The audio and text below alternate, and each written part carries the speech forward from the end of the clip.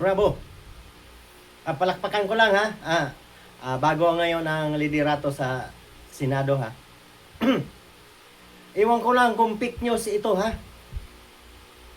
Ay, mga kamag-anak ni Sampaguita, idol ko yan si Sampaguita eh. Laguna. Naalala niyo yung kanta niyan? Nang ikaw ay marating ko.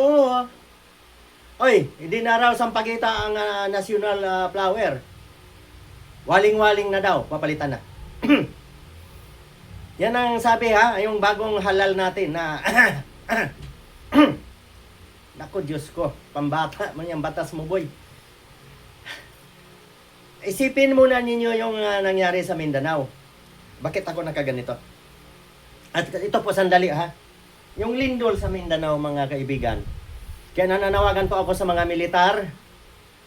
Sa tingin ko, diyan natin magagamit ang ating mga training. Balita ko, mayroon daw doong kampo ng army na naglikas.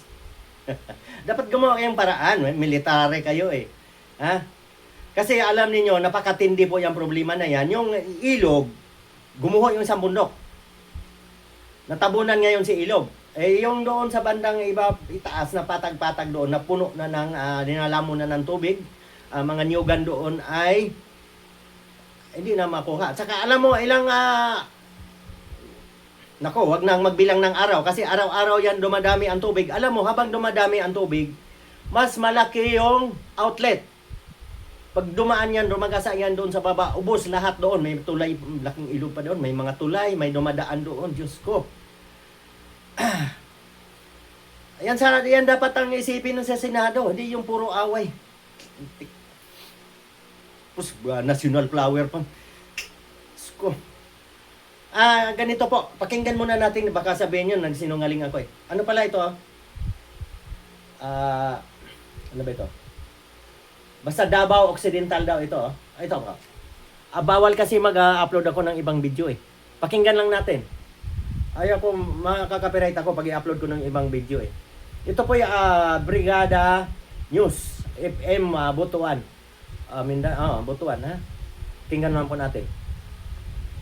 Araw-araw na unti-unting nilalamon ng tubig ang isang bahagi ng Barangay San Isidro sa Jose Abad Santos, Davao Occidental matapos ang magnitude 7.8 na lindol noong June 8. 12 araw matapos ang lindol, mahigit 10 ektarya na ng lupa ang nalubog sa tubig at patuloy pa itong lumalawak sa bawat araw. Kapansin-pansin ang dahan-dahang pag-abante ng tubig sa lugar. Isa sa pinaka-apektado ang dating kapitan ng barangay na si Eugenio Barbizo. Tama na. Kasi makaka-copyright ako dyan. Ibig sabihin mga kaibigan, pinatunayan ko lang na totoo po yan. Na-trap yung tubig kasi gumuho yung malaking bundok. Tumabon doon sa ilog. Ayun, tama naman. Paano mo huhukayin yung bundok na tumabon doon sa ilog? Hindi naman pwede magpadala tayong backhoe at bundok nga yan. Baka may maisip itong mga senador eh. Dalhin nyo lahat, ipunin nyo lahat ng mga buhaya, mga korap, ipahigop nyo yung tubig doon. Diyos ko. Joke lang ha. Totoo po ito po ang naisip ko mga kaibigan. Kaya ako nakasuot ng ganito. Ang makakatulong po sa atin dyan, yung mga military natin. Mayroon daw kampo doon eh. Umalis sila. O magpadala pa doon ng mga militar at mano-mano na lang po munang di man tayo pwede magpadala ng bako dyan. Papaypayan natin ng helikopter. Kasi kung sinabi ko militar, pwede dalhin doon sa malapit doon sa lugar na yun. Ang helikopter kasi makakalanding agad yan eh.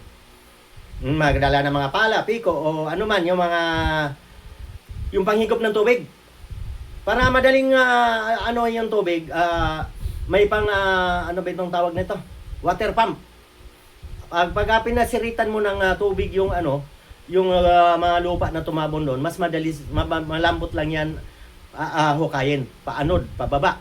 Pero bago gagawin yon, yung mga tao doon sa baba, alis lahat muna. Kasi sigurado, pag bumigla yan, tubig na yan gumuho. Ubus lahat ng mga nandoon sa baba. Ilog pala yan. Yan lang po ang aking naisip. Hindi pa ako nag-isip ng national flower waling-waling. Diyos ko. Yan nga sinasabi ko eh. Pili tayo ng pili ng pili. Mapunta tayo sa pinilian eh. Mga kaibigan, mga kababayan, wala na po talaga tayong magagawa kundi iiligtas ang ating sarili, lalo na diyan sa mga nag-crack na lupa. Diyan sa may dinaanan ng lindol, nakikita ko yung mga nilalamo na yung mga bahay.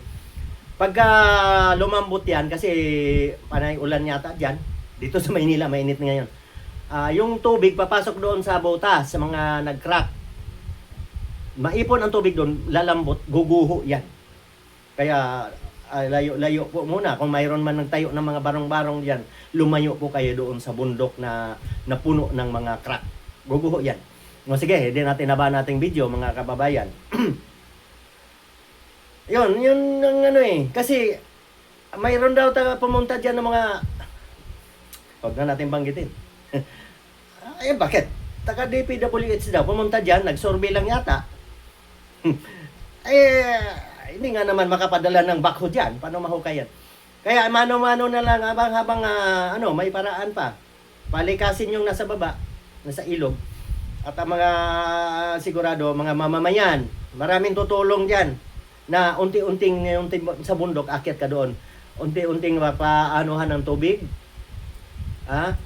Madali kasi kakahigin yung lupa kung may tubig eh.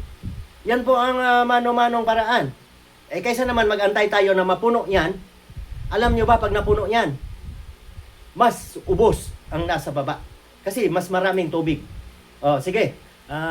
Yun na lang. Hanggang dito na lang ako. Kasi ako, suggest dito. Baka hindi kayo maniwala. Ingat lang po tayo mga kababayan.